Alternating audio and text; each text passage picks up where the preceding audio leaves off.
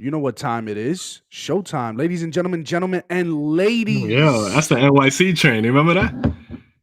Showtime, ladies and That gentlemen. joint Showtime. has Where they like used to this. Where drive they me like this. crazy at some point because you chilling, you having a long day, and then, ladies and gentlemen, you know what time it is. I'm here raising money for a basketball team. I'm not out there selling drugs. You know what time it is. So go show some love. Clap, clap.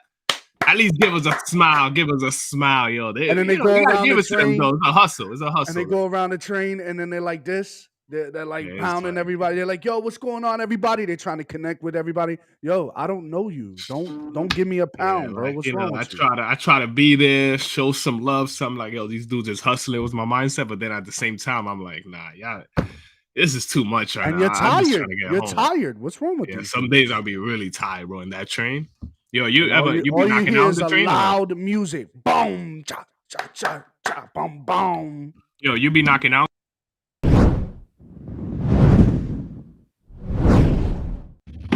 What was that point that you were about to say? You be knocking out in the train. Gone, mouth open. Yeah, Flies could just I would be like this. yeah. Anyway, sorry. Well, here's a snippet of Eric Adams, and I want to get your rapid reaction on that, Savory, if you don't mind. Chief of police from the outside, sterling reputation out on Long Island. I know you're huddling with her. What is the timetable for a speech from you or a detailed plan from you on crime in the city? Well, you know, I love when people say that the timetable is Eric's timetable. Right. Oh. Oh. What's your rapid reaction on that? That reminds me of this. Your wife asks you, "Hey, what time are you getting home?" I run on my schedule. Don't ask me these questions, woman. That's what that reminds me of. That guy's a little out of control, but yeah. Yo, if you don't want to get into a fight with your wife, that's something you don't say. I get there when I get there. Wait, hold up. Right? Hold up. What happened? Why don't we got the different places we streaming? You see it on your side? Let's see. Yes, it shows the different places that we're streaming. It says we're online on all these places. Because I Yeah. changed the title on my side and everything, but I don't see the changes. Yeah, you see the same title there? Oh, it says the mayor's pass. Yeah, I see what you're saying. Yeah, because I changed it, but I guess it didn't save. I did change it. Well, we can change it now. It's all good. Let's just do that.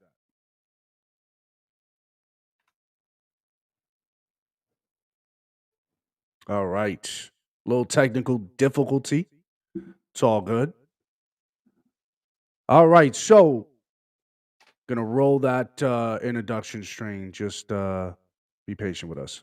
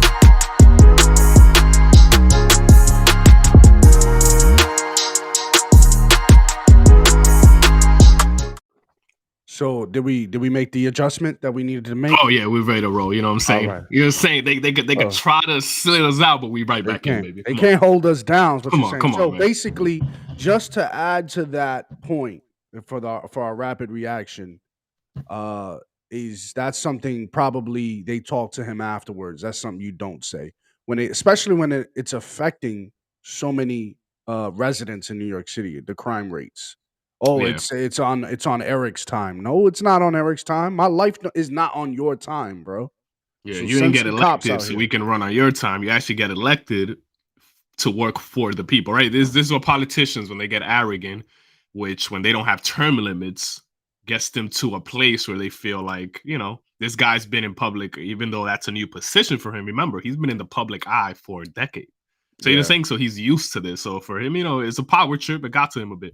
He Yo, what said you drinking today, man? I got black coffee. I was gonna make a cocktail, Okay. but I caved. Black coffee again. I got some What you got? oatmeal. Bro, what do you got And I there? also got a nitro creamer that I'm gonna do live on our show right now. I just thought hope about this this now. doesn't get messy here. Let's see what we got.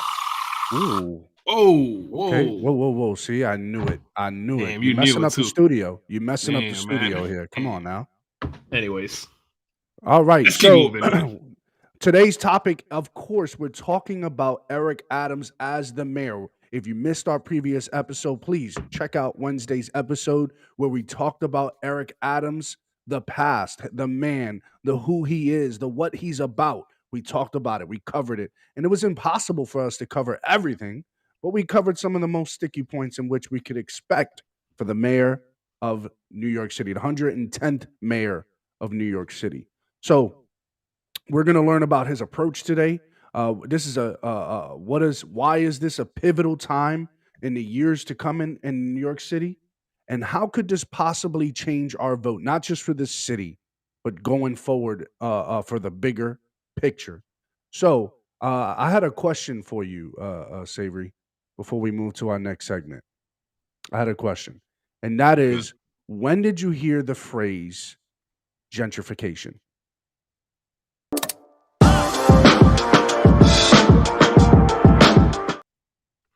Gentrification. When did I first hear that phrase?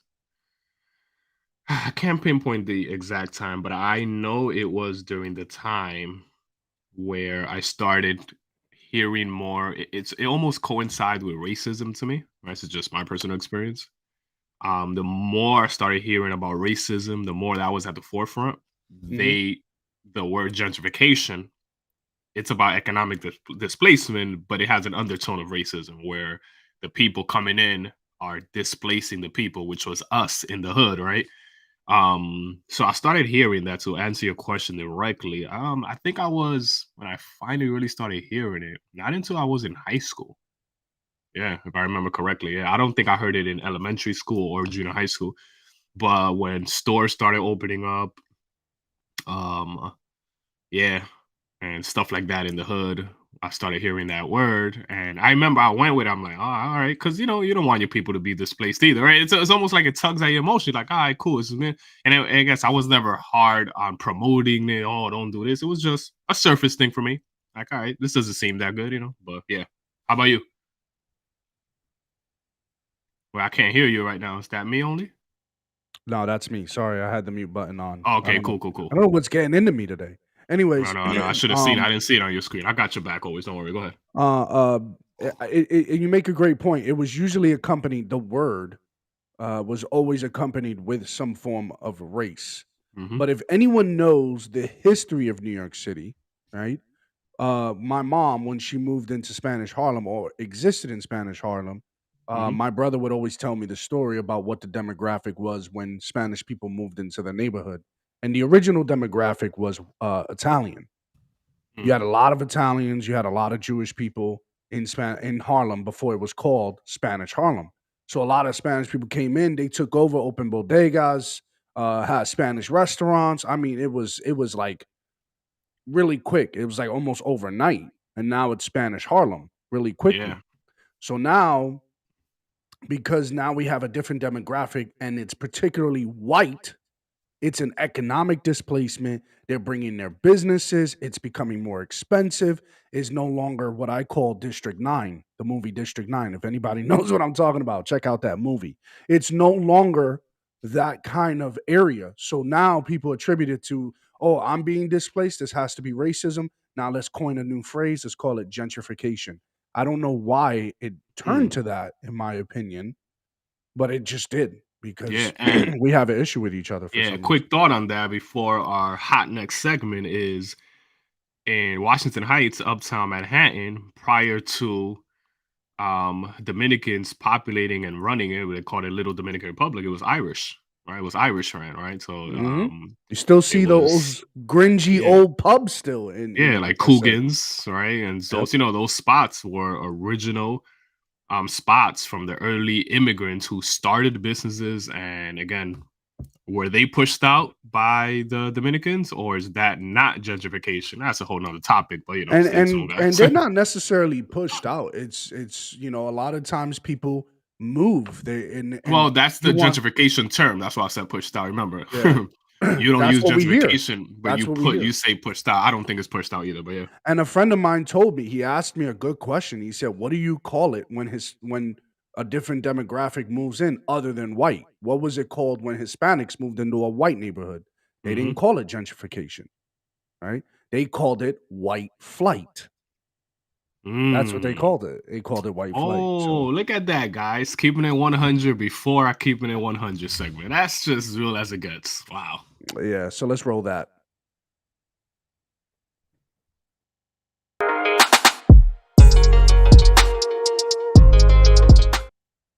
All right, I want to play that video that we started off with at the top of the show.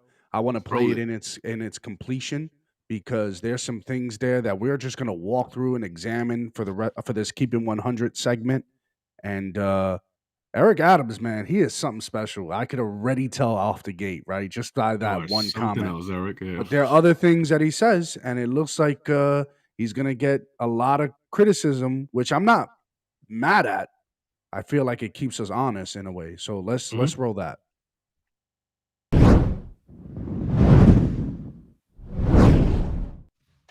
Welcome back to CBS This Morning. We're going to start the hour with the new mayor of the nation's most heavily populated city. His name is Eric Adams. He was sworn in as mayor of New York City just 5 days and counting. And like many leaders across the country, he's facing an unprecedented spike in COVID-19 cases. There have been more than 3.4 million new cases nationwide in the last 7 days. Yikes. And here in New York City, hospitalizations have topped 5,000 a day for the first time since. I mean, that's got to be tough to hear coming in as a new mayor, right? You got this pandemic you got to carry out. Yeah. You know, it's crazy. It's like a huge mountain you got to climb just off rip. Spring of 2020. The numbers are not good. Throughout the pandemic, the city has frequently served as a warning to the rest of the country about what's to come. Now, Eric Adams is the only second black mayor of New York City. He also previously served as captain in the NYPD, and he joins us, as you see, at the table. Live and in color, you did your COVID testing. We're following all the COVID protocols you passed. They got to say that, right? They have They to gotta say say it. that. They gotta say that. This is crazy. Which is why you're sitting at the table. We welcome you. Thank you. It's good to be here. On the night I was sworn in, I had a picture of my mom I was holding in my Yes. hand. Oh. She transitioned last year in April, and she symbolizes who transitioned. we are. Mother used to always say to me, baby, you're Transition got you? That word got you? Yeah, that's that ancestral talk that to each his own, but it's just interesting to me because he's very in there, ancestral roots. His mom transition. Fortunately, she going to died. be born in dark places. You're going to be in dark places. You need to turn them into not burials, but planting. That's what we are as New Yorkers and Americans. We're going to survive this. And Are that's we? the Because, spirit. listen, Mr. Mayor, when we walk around the city and you see people lined up in the COVID lines, I wonder what you think when people are sitting there for 2-3 hours at a time. Despite the spike, you're saying this city is going to remain open. You want people to go back to work. You want people to go back to school. Why do you feel so confident about that when the numbers look so bleak and so scary? Well, because we've been through crises before. I don't care if it's Pearl Harbor, if the Great Depression, if seeing our two buildings attacked during 9/11. But remember, 9/12, we got up and we continued to survive. All right. What do you think about that point right there? 9/12, we got up. I don't think we hear enough of that, honestly. Yeah, I like that point, right? I like the thought process at least.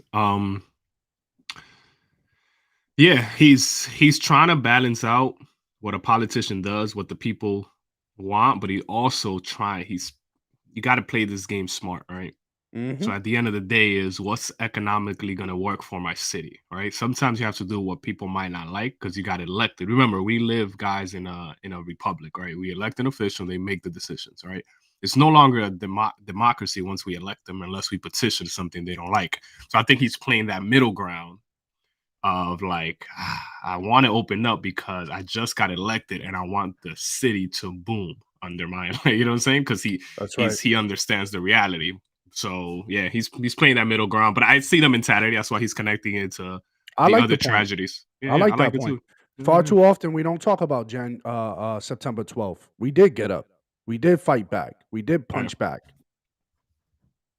Survives. Don't see ourselves in the crisis. See yourself past the crisis. That negative energy in our country is really destroying our children. It's destroying each other. We're tired of being prisoners to COVID. So let's be smart. Let's do the social distancing. Let's wear our masks. Get vaccinated and take the booster shot. And then let's make sure we test. We're going to make sure we put 1.5 million tests in our schools so we can identify the child that has COVID and ensure that the rest of the classroom is not infected at the same time. Now, I understand we are survivors, but we also adjust. And shouldn't we be adjusting when it comes to our kids? I mean, I get it. We want them back at school as well, but should we be thinking about remote learning and how to improve that moving forward, just in case? All right. just to echo this point real quick. This question, again, I don't see why this is a problem. And I'm not gonna unveil the answer that Adam says there, but I will say why this is a problem. Do you know what's going on in Chicago? With the crime.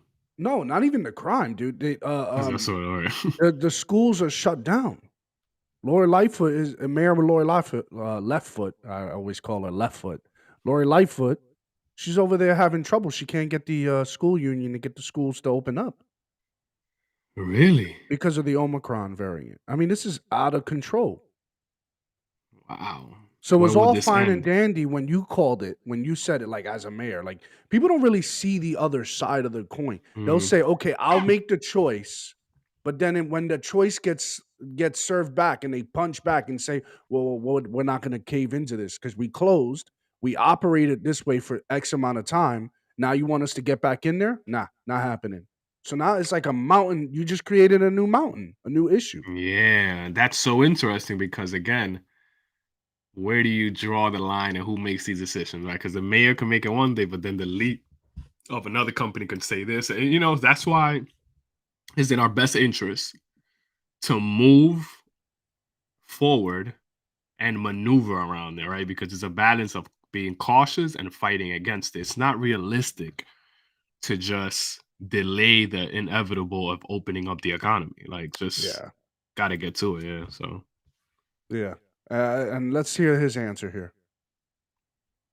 Case, our kids are sitting at home like they were last year. Because you made it clear you want them in school. Yes, But to Nate's that's point, plan B. That's plan B. Okay. We have a plan B. You have a plan B. Right, but we're clear on the plan A. And why aren't we clear on the plan A? The safest place for a child is in school. Little Johnny's not in school. He's not in his room. He's in the streets. You know, he doesn't have his mask on. And then you go to those communities where they don't have high-speed broadband Wi-Fi, where they can't go online and get the education they need. Over 100,000 children are homeless. They don't have the same resources. Now, if you're able to say, over I have a little 100,000 room for my children are little son. homeless. So that was so striking to me, by the way, that I had to look it up. Yeah. And officially, we do have 100,000 homeless children. But what I want the audience to understand is they're not on the street. So that's why I don't like that term homeless. Yes, they don't have an apartment to go to. Yes, So they where live are in they? a shelter. They probably live in a shelter or some kind of like a designated location for the time being with their family. So a lot of people who come here, who migrate here, may not have an apartment yet. So in transition, they're probably staying in designated housing, a shelter, or something of that nature. That don't mean So they don't have access so if to you were internet. if you were in an unstable, temporary or Temporary as in housing. housing condition in 2020 to 2021, you were considered in that statistic of homeless. by But the they're way. not on the street. Yeah, they're not on the street. No. But So I wow. want the audience to understand when he says this is where I'm like, they need to say something a bit more clear. Saying homeless is extreme. No, but politicians will never get so clear. They want you to pull in with the big picture, right? Unfortunately, yeah. So They want you to feel bad.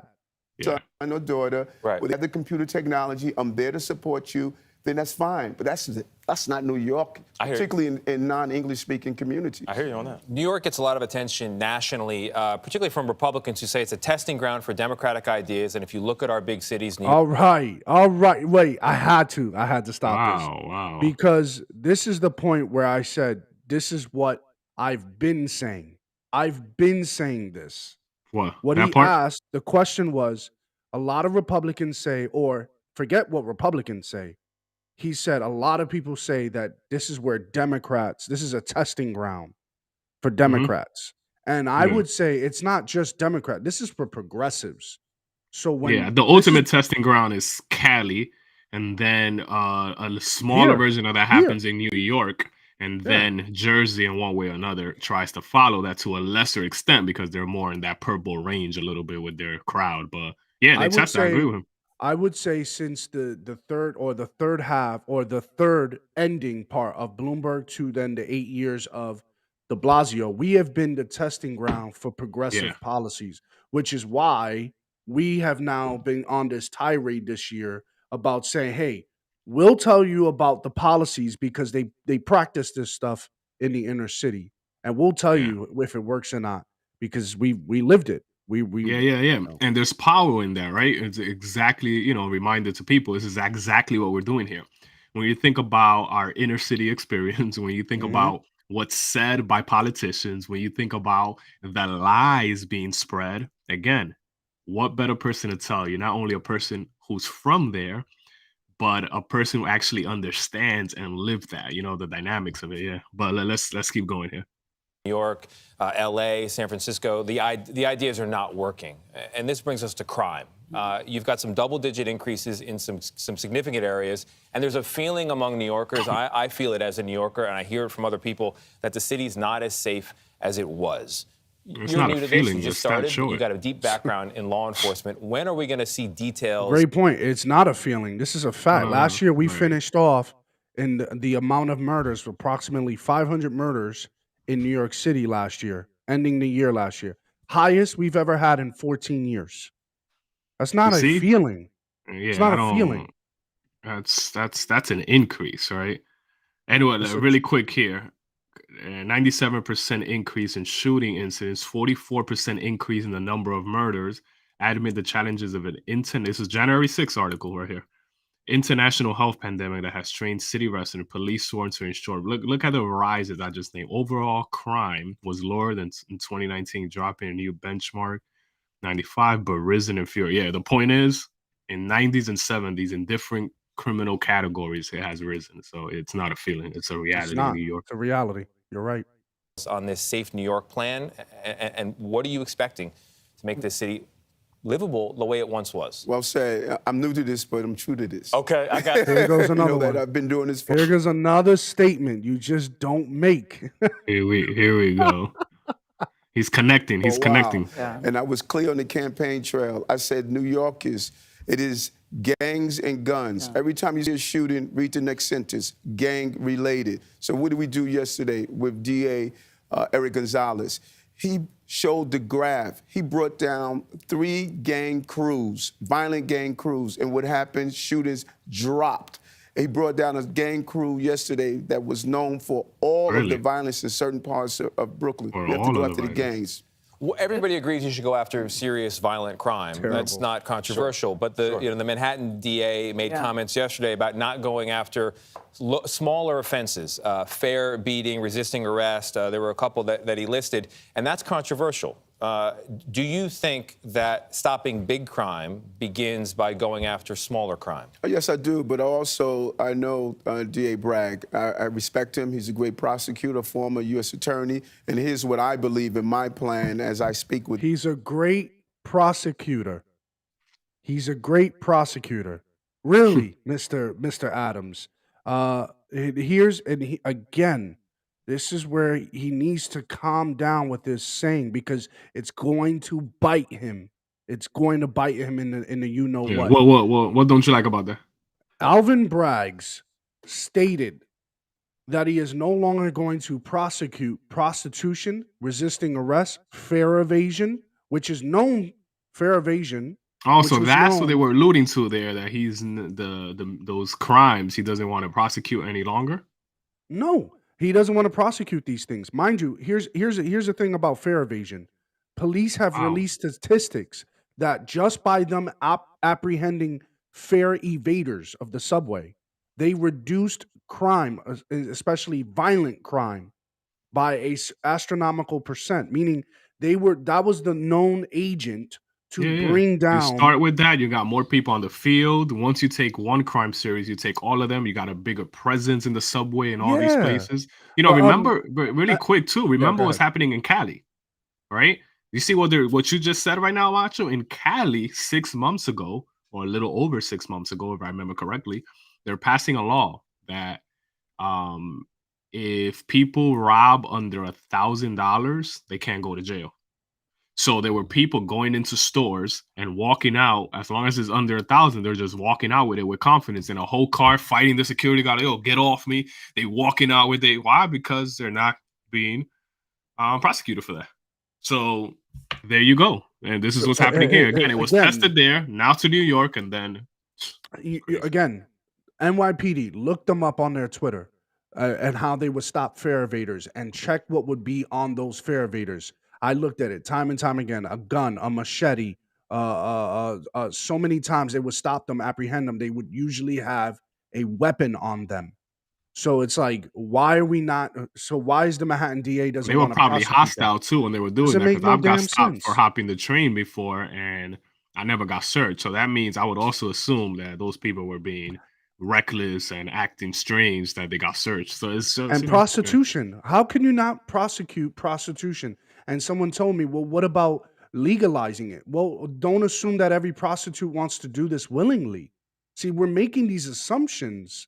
If you prosecuted it, and now this young lady or male, could be anyone, says, well, thank you for taking me because my pimp would kill me. Says if I don't work the streets. Well, who's your pimp? Now you open up an investigation. So don't Mhm. assume every prostitute out there on the street is willfully out there. Exactly, And exactly. that's why I'm saying you have to prosecute this stuff. This doesn't make any sense. And the last thing, resisting arrest is not going to be criminalized.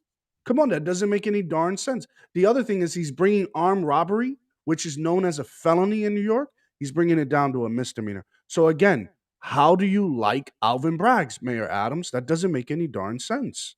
It's gonna bite him in the arse later, and he's Yeah. he's gonna regret what he says. Yeah, man. It blows me away how these politicians take one stand, believe in one thing, but they're doing whatever is politically advantageous when they get elected. It's just a game that I can't with, right? The reason people ask me, and hey, so what's the reason I'm limited government? The reason I tend to have a libertarian worldview is because I trust in the individual person than an elected official, even though it might be some great elected officials, but everybody has their time. And it's just And politics the is just a game, man. great point. And the last point I want to make about Alvin Braggs is that he was a visiting professor at New York law. Okay, Hmm. and part of his scholarship, part of his teaching was the intersectionality of criminal law and civil rights, intersecting criminal law and civil rights. That sounds like CRT to me. So we He's have a he's CRT woke. prosecutor right now in Manhattan DA, and I'm telling you right now, it's That's it's good for it's the criminals. atom bomb. Congratulations, criminals. Congratulations, Your baby. your You're gonna your do your whatever you want attorney, your now. Manhattan DA is woke. Go enjoy All right. yourselves. With them. At the precinct level, someone comes in for a petty theft. Right at the precinct level, you identify that Who they have a mental added the health word issue. Instead petty of in locking front them of up, let's theft? defer prosecution. Let's Because have Yeah, a they yeah. local said they community. Hold on, said hold on. that Pause petty. that. Pause Yeah. that. Let me tell you something. Right? If you want to dig a little deeper, what politics does, right? The kind of like manipulation of language, right? Who in the right mind would put the word petty, right, in front of theft or crime? No, no, no. Yeah. You either committed a crime or you didn't. Yes, there's misdemeanors. There are. That's always there's levels to crime, of course. But petty theft, and now a politician's able to statistically, all right, this is where the manipulation come, put a certain idea, like 100 crimes happen, they can manipulate and put 60 of those crimes as petty theft and say, we don't have a big problem in the city. Most of it is petty theft. No, show me how. What are you talking about? Anyways, I had to Yeah. stop there. It's just, And he's attributing petty theft to a mental illness. Oh, of course. That's another layer. Here we go again. All right. Based organization that deals with mental health illnesses, handle it right at the precinct. That's the coordination we need. There's no reason to put someone with mental illness in Rikers Island. That's evolving door. Let's give them the services they need so we can prevent them from going into the Dwayne Reed stealing again. Can we talk about stop and frisk? Because you seem to be very open to stop and frisk. You know, many people believe that it's a racist policy. Mayor Bloomberg actually apologized for stop and frisk. And I've heard you say you're open to it as long as it can be done properly. How do you do stop and frisk properly? Without targeting black and brown people. Exactly. Yeah, so that's such an important question. We talk about this often, but it never really... Again, were they targeting black and brown people? No, they weren't. Savory and I have made these arguments over and over again. You're not going to go to 96th Street, all right, in York Avenue. You know 96 in York, right? You ever been there? It's a beautiful area. Beautiful. Has nothing to do with race. There's black, there's Asian, there's white, there's all types of people on 96 in York. But you don't have gun violence going on there. So why would I do stop and frisk there? Yeah, why? What in the right mind would I drive strategic. by York Avenue and be like, yo, I'm about to, yo, partner, yo, macho, I'm on 96th Street. I am by the beautiful complexes of York Avenue. I'm about to do some stop and frisk. I'm going to look like a fool. But if I tell you I'm going to the hood and I'm going to do stop and frisk, what would you tell me? All right, no problem. Protect yourself. I'm going to go to 125th and Lex. 125th and Lex, me and you are on patrol there. 125th Am I saying, hey, we got gun violence left and right there. This is what people don't understand. Let me say this point here. The cop is not calling in the other side and saying, hey, I'm about to do stop and frisk. We're going to a black neighborhood, Hispanic driven. Let's go, guys. Let's do this. No, they're going. Their focus is what? Hey, crime is high here. This is where we do stop and frisk. Doesn't matter your skin color right now. The crime is high. I got to protect myself. And we have a policy called stop and frisk. And it will disproportionately affect one group of people, you can say, but not really because of their skin color. It's just because of the hood and the conditions in that, the culture. Anyways, it's not their fault. We have to explain that. We love it. We have to explain this every time because it seems like people. It's not the police and fault or the reality that this neighborhood is different from that neighborhood. They didn't do that. They didn't create that. Settles in on people, and Bloomberg apologized for the abuse. A misuse of a tool is a weapon.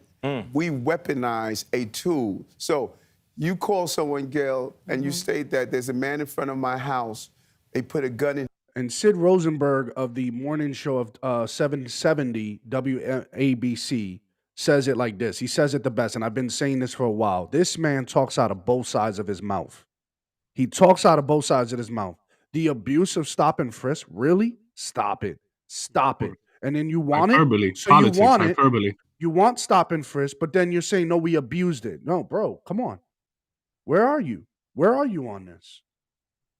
In his waistband. If that police officer can't go and investigate that crime, ask that person, stop them, question them, and then frisk them if the level of questioning reaches that, then you have taken away a valuable tool.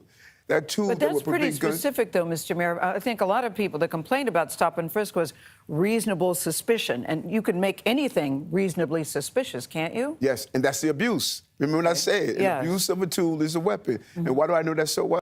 I testified in federal court in the Floyd versus Police Department. The judge wrote in her testimony, I'm ruling against the police department basically because of Eric Adams' testimony. 100 blacks in law enforcement, the organization.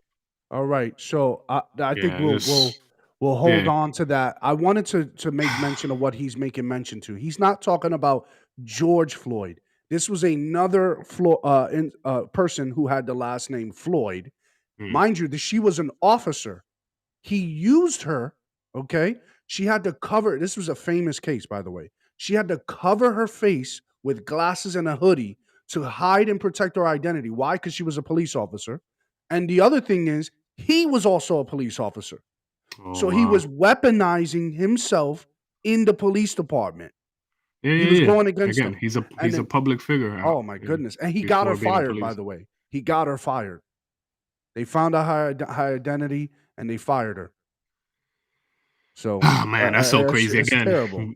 going off what you said just a few seconds ago, man. These politicians speaking out both sides of their mouth right now. Like Mhm. those are the kind of things that in one way we have to get used to. And when I say get used to, it's not just fall back, but get used to in a way so we can know it happens and know how to challenge it. Right. Excellent That's what I point. mean with get used to. Like get used to, it's gonna happen, but now how do you fight back? So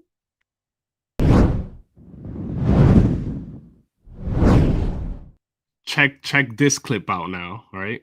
This is Eric Adams, and I'm making a correlation between the hypocrisy personally that I see here when we talk about his vegan diet that literally saved his life, gave him back his eyesight, Mhm. in connection now to a vaccine mandate. Check this out, guys. To me to point out of how fast that diet change impact.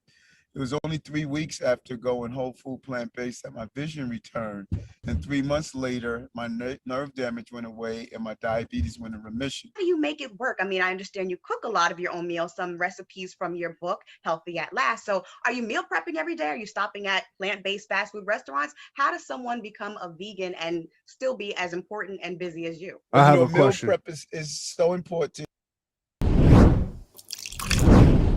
My question is what happened that he needed to transition to a vegan diet? Why did he have to transition? That's a beautiful question. You ready? I'm about to break this down for you. Yeah. So he had alternatives, right? And hey, where are we going here? The alternatives were what? Modern medicine, right? A lot of these modern medicines, one, have side effects. Number two, you also have the choice to take it or not, right? Because the doctor will tell you, hey, the doctor will likely recommend a certain medicine, but also recommend an alternative. Mhm. Usually they'll want you to take the medicine in all honesty, but they also say, hey, the drastic diet you could make could possibly also have your body moving differently. So he chose to do what?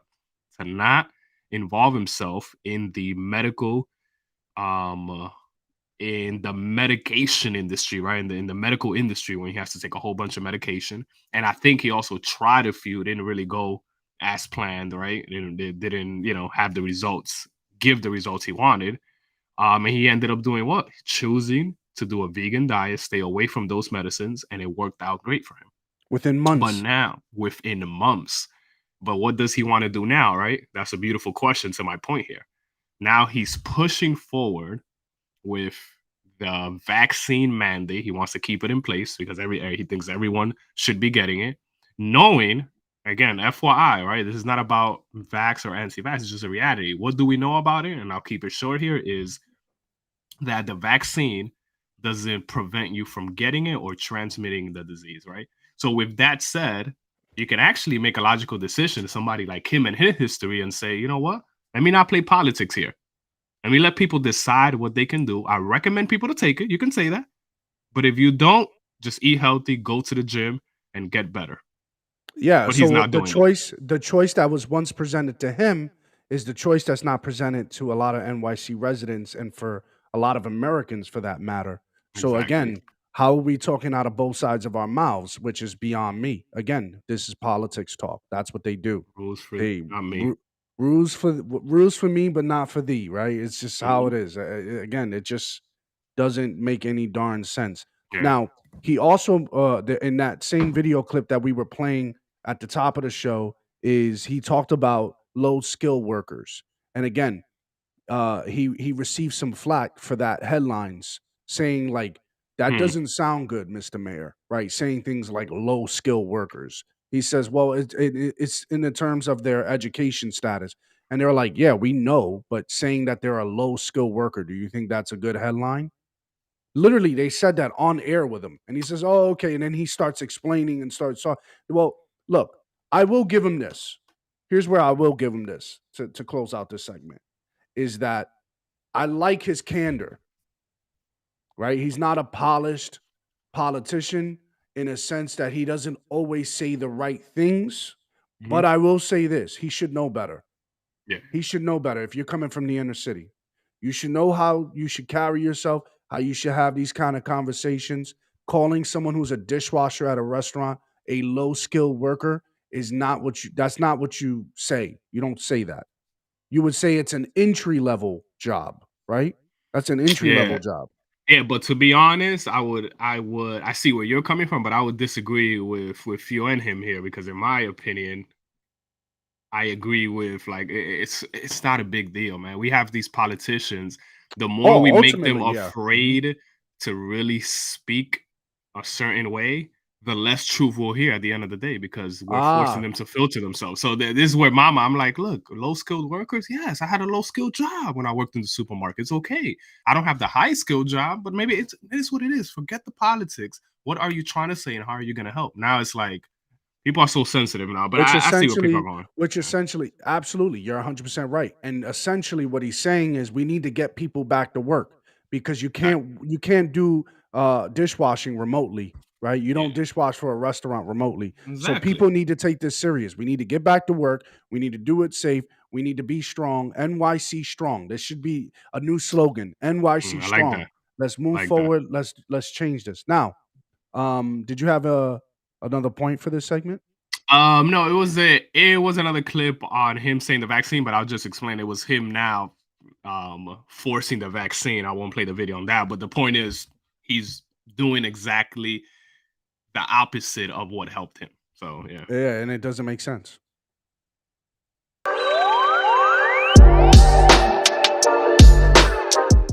All right, I want to close out this show. Thank you, everyone, for joining. Yeah, thank you for But the joining, sip guys. on facts, something that was an excellent article written, and this man is always sharp. Jason L. Riley, the minute he was sworn in, Jason L. Riley wrote a article. I recommend everyone read it. Eric Adams should remember David Dinkins' legacy. For the sake of New York City, the tales of its first two black mayors need to have different endings.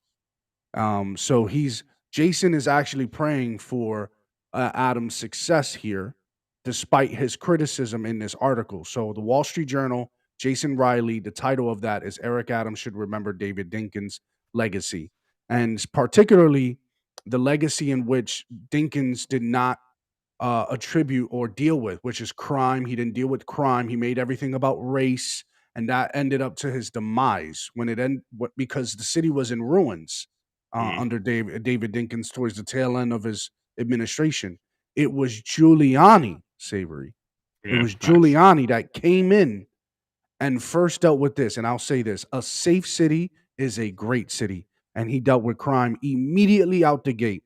In Giuliani's first term as mayor, the New York City Police Department, under Giuliani appointee Commissioner Bill Bratton, adopted an aggressive enforcement and a deference strategy based on James Q. Wilson's broken window research.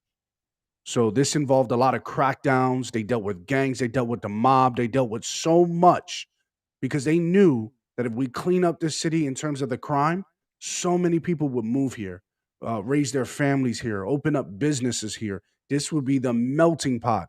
Mhm. 42nd wasn't always what it was until we see today. And we could attribute that to the former mayor Giuliani. So my hope for Eric Adams, Savory, and you can share your hope here.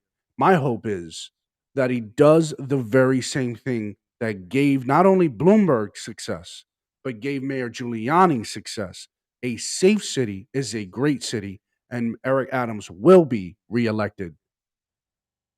Yeah, yeah. I'm with you. Nothing to defer from that. My hopes is for him to focus less on, oddly enough, on the political scheme of New York because it's very politically driven from everything you say, rather than hey, just focus on what you know is right and get the results to make the city safer. So I'm with you. Yeah. Absolutely. So I hope I everybody put has the a great article in there, weekend. by the way. Anybody wants to open it, the article Macho was just talking about is on the chat. So anybody on Twitch, YouTube, Facebook, feel free to click on that and open it and take a read yourself, man, as we leave y'all with something. Yeah, that is an excellent read, and I think he has a great point there, Jason Riley. So again, everybody, thanks for joining us on Friday, and for those who are watching us on replay, thank you for watching us. Consider subscribing to us. Until Monday, we'll see you guys again. Have a great weekend.